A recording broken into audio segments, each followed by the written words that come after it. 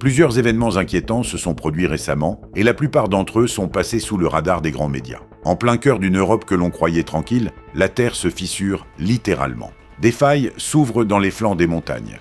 Des villages entiers se préparent à une évacuation d'urgence, tandis que des failles actives dont personne ne soupçonnait l'existence sont découvertes sous de grandes villes. Des séismes sont enregistrés dans des régions considérées comme géologiquement stables depuis des décennies. Les scientifiques découvrent, les uns après les autres, des failles qui ne figurent sur aucune carte officielle. Et chaque nouvelle découverte remet en question la stabilité du sol sous les pieds de millions de personnes. Pour comprendre ce qui se passe, nous avons étudié de récents rapports scientifiques et des données publiées ces derniers jours. Certains n'ont pas encore fait l'objet d'une large couverture médiatique. Nous examinerons également les nouvelles données relatives aux derniers événements qui commencent tout juste à émerger dans la communauté scientifique.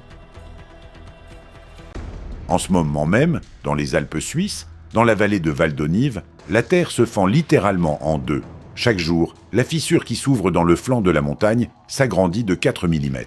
C'est un rythme fulgurant à l'échelle géologique. Elle a été découverte cet hiver et baptisée FOS. Depuis lors, les scientifiques la surveillent quasiment en temps réel. En avril 2026, la fissure s'était étendue en longueur et en largeur. À l'intérieur, obscurité et silence. À l'extérieur, une angoisse croissante. Un versant représentant 500 000 m3 de roche est menacé. Si tout cela s'effondre, la rivière Navin sera bloquée et la ville entière de Chipis, avec ses milliers d'habitants, risque d'être inondée. Les plans d'évacuation sont déjà élaborés et prêts à être mis en œuvre. Et ce n'est qu'un front parmi d'autres. Le 26 avril de cette année, le canton suisse de Saint-Gall a été secoué par un séisme de magnitude 4. Après la secousse, le service de surveillance a reçu plus de 830 appels et signalements de la population. Le tremblement de terre a été ressenti dans tout le pays. Dans la région de Flums-Auschwitz, on a immédiatement inspecté les parois rocheuses pour détecter toute instabilité, pour vérifier si quelque chose s'était mis en mouvement. Dans le sud de la Pologne, en Silésie, des chercheurs ont découvert une faille dont personne n'avait jamais soupçonné l'existence. Elle ne figurait sur aucune carte. Un escarpement de 3 km de long et pouvant atteindre 4 mètres de hauteur, ni un glissement de terrain, ni un phénomène d'érosion, mais une véritable rupture tectonique. Les données ont ensuite confirmé que cette faille s'était activée pour la dernière fois il y a 10 à 15 000 ans. On pourrait croire que c'était il y a longtemps, mais les scientifiques sont catégoriques. Sous la pression des Alpes et des Carpates, de telles structures dormantes peuvent se réveiller à nouveau. L'Allemagne a aussi ses propres raisons de s'inquiéter.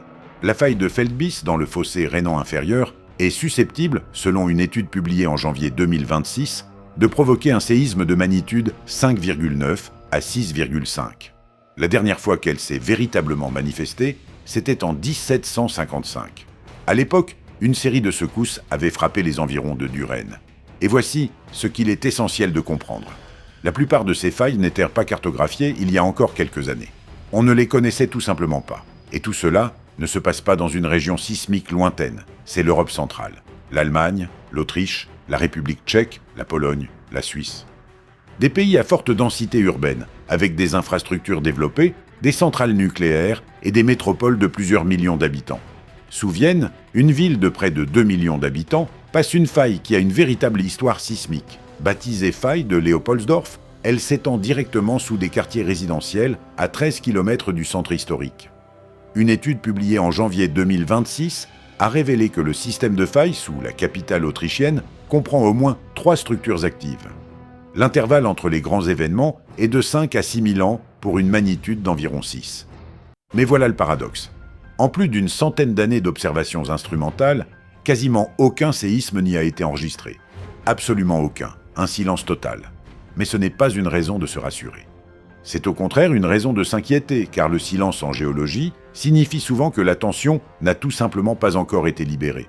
Qui plus est, Vienne développe actuellement activement l'énergie géothermique à proximité de ces failles. Des forages sont en cours. Or, comme on l'a récemment découvert, cela peut suffire à réveiller une structure qui était silencieuse depuis des millénaires. Nous y reviendrons dans un moment. Retenez pour l'instant ceci. La capitale autrichienne repose sur une bombe à la mèche très longue, mais pas infinie. Passons maintenant à la République tchèque. Là-bas, on est depuis longtemps habitué à ce que la Terre tressaille de temps à autre. La région de Bohême occidentale et du Vogtland allemand est un endroit unique en son genre. On y observe depuis des années ce que l'on appelle des essaims sismiques. Des dizaines, voire des centaines de petites secousses successives, sans qu'aucune ne se distingue comme un choc principal. Pendant longtemps, les scientifiques n'ont pas réussi à déterminer quelle faille précisément en était responsable. Et c'est finalement en mars 2026 que des chercheurs de l'Université Charles ont identifié le coupable. La faille de Chiracopanina qui n'avait jusqu'alors jamais été repérée en surface. Elle a été découverte grâce au LIDAR, un balayage laser aérien. Cette technique permet de détecter de très fines dénivelées et des creux linéaires dans le relief, invisibles depuis le sol ou par satellite. La largeur de la zone de perturbation atteint jusqu'à 200 mètres. Et ce qui est le plus inquiétant, c'est que la faille est alimentée par le bas, à une profondeur de 6 à 13 km, du dioxyde de carbone et, vraisemblablement, des magmas remontent depuis le manteau. C'est ce qui maintient la faille dans un état de tension permanent, l'empêchant de se stabiliser. Pour comprendre ce phénomène, une équipe internationale de scientifiques a déployé près de 300 stations sismiques temporaires dans la région sur une superficie de 100 km sur 100. Ce projet s'appelle ELISE.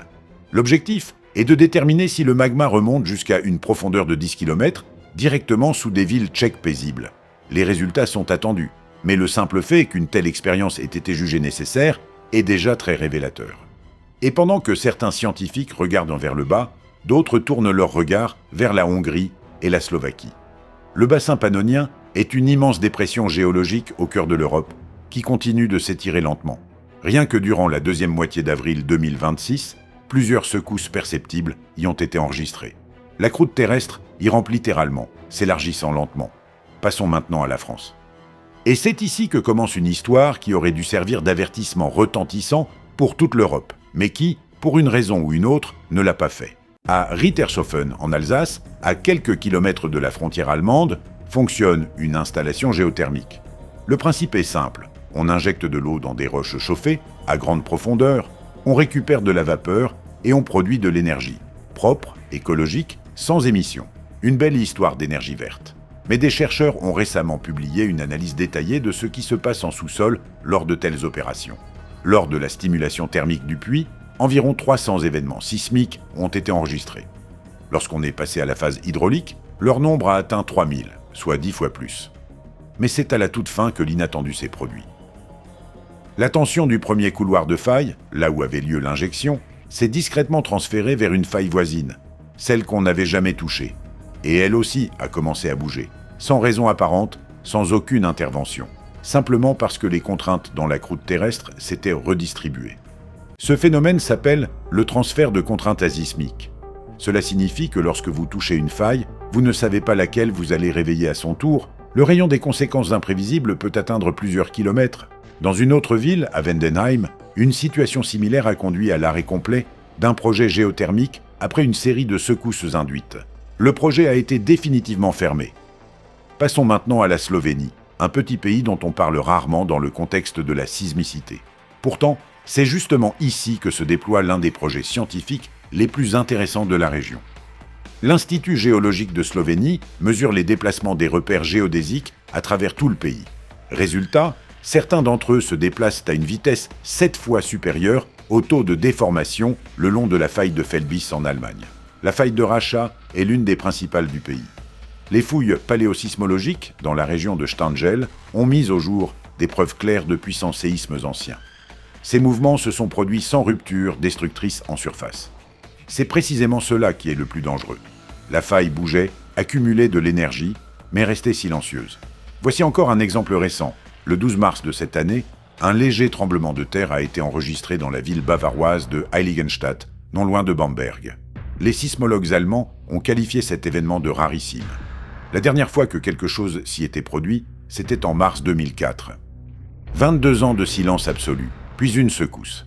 Ce sont justement ces longues pauses qui inquiètent le plus les spécialistes. La Terre ne bougeait pas, ne se déchargeait pas, ce qui signifie que la tension s'était simplement accumulée. L'histoire de la faille du Danube, dans la forêt de Bavière, illustre la même chose.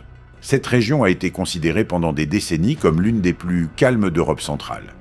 Les nouvelles données ont montré que la faille s'est activée en plusieurs phases. Simplement, les dates de ces activations n'étaient pas connues depuis longtemps. Maintenant qu'elles le sont, le statut tranquille de la région devra être reconsidéré.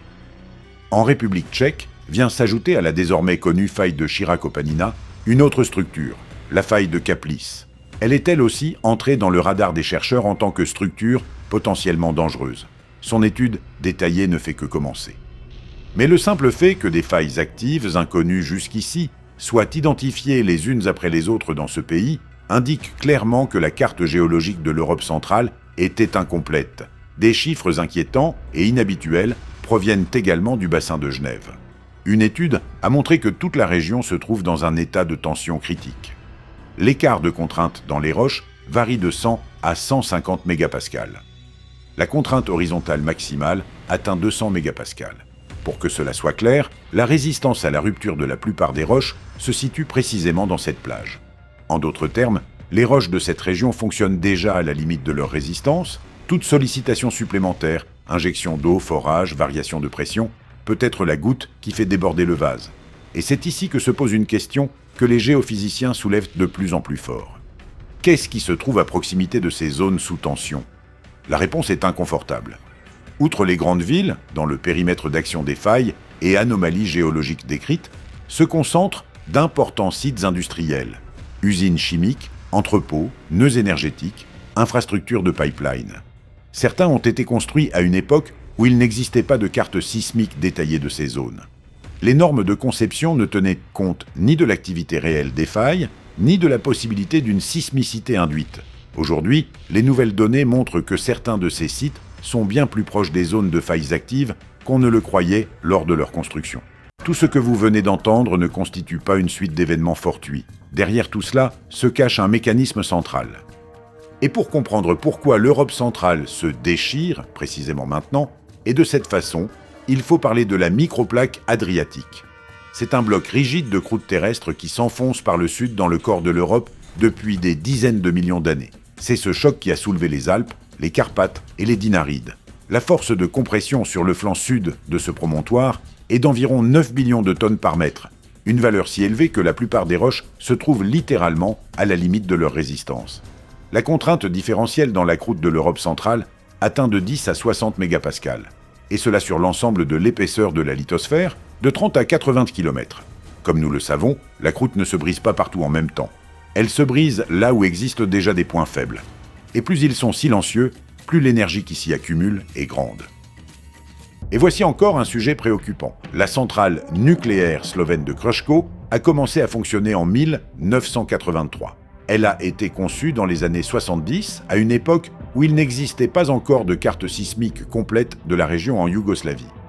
Une étude menée par les géologues Livio Osirovic et Kurt Decker, l'une des plus lues aux États-Unis, a révélé que la centrale fait partie des quelques 150 centrales nucléaires européennes présentant le risque le plus élevé face aux séismes majeurs. À proximité du site, en 1917, un séisme de magnitude 5,7 à 6,2 s'est produit. Or, le projet du second réacteur ne prend en compte qu'un scénario de calcul à 4,9. L'écart entre les estimations est considérable. Selon les auteurs de l'étude, la faille à proximité de la centrale pourrait ne pas satisfaire aux critères de sécurité. Dans le même temps, une autre avancée scientifique se dessine en 2026. Des scientifiques allemands de l'université Heinrich Heine de Düsseldorf ont démontré que l'exploitation industrielle des ressources peut réveiller des failles silencieuses depuis des millions d'années. L'université suisse de Neuchâtel est allée plus loin et a créé un modèle numérique qui, pour la première fois, intègre dans un même calcul la chaleur, la pression des fluides et la mécanique des roches. Le modèle a déjà reproduit 2 cas retentissants. Le séisme de Bâle en 2006, provoqué par des forages géothermiques, et celui de Pohang, en Corée du Sud, en 2017. Magnitude 5,5, plus de 100 blessés, des dégâts dépassant 300 millions de dollars. Ces types d'événements peuvent désormais être anticipés, à condition de connaître les paramètres de la faille et des roches. Mais le problème, c'est que ces paramètres ne sont pas toujours connus. Et nous revenons une fois de plus en Suisse. L'année dernière, dans le canton du Valais, un glacier s'est effondré depuis la montagne. 21 millions de tonnes de glace et de roches ont dévalé le flanc. 9 jours plus tard, le village de Blatten avait pratiquement cessé d'exister. Il y a eu des victimes. Les autres ont pu être évacués à temps. À la suite de cela, les autorités suisses ont dressé une liste de plus de 100 zones dangereuses à travers le pays où un événement similaire pourrait se reproduire. 100 points sur la carte d'un petit pays, c'est énorme. Nous savons que les Alpes se réchauffent 2 fois plus vite que la moyenne de l'océan mondial. Depuis l'ère pré-industrielle, la température y a augmenté de près de 3 degrés. Le pergélisol, qui maintenait les flancs de montagnes soudés entre eux, fond. Et lorsqu'il disparaît, un versant qui tenait depuis des milliers d'années commence à se mettre en mouvement, non pas à cause de la tectonique, mais parce que la glace qui servait d'armature à toute la structure a disparu. Mais voici ce que les scientifiques ont commencé à admettre seulement ces dernières années. La fonte des glaces elle-même devient un déclencheur d'activité sismique. Les eaux de fonte s'infiltrent dans les fissures et les failles, augmentant la pression de l'intérieur. Ainsi, le climat et la tectonique ont cessé d'être des processus indépendants l'un de l'autre. Et pour finir, un chiffre qui remet tout en perspective. La nouvelle carte paneuropéenne du risque sismique a montré que plus d'un tiers de la population de l'Union européenne vit dans des zones à risque sismique. La sensibilisation au risque réel reste, selon les évaluations officielles, dangereusement faible. Au cours du XXe siècle tout entier, les séismes européens ont coûté la vie à plus de 200 000 personnes. La plupart des victimes ne sont pas mortes à cause de la violence des secousses, mais parce que les bâtiments se sont effondrés. Ils avaient été construits sans tenir compte des normes parasismiques. Des milliers de ces bâtiments sont encore debout aujourd'hui dans toute l'Europe centrale.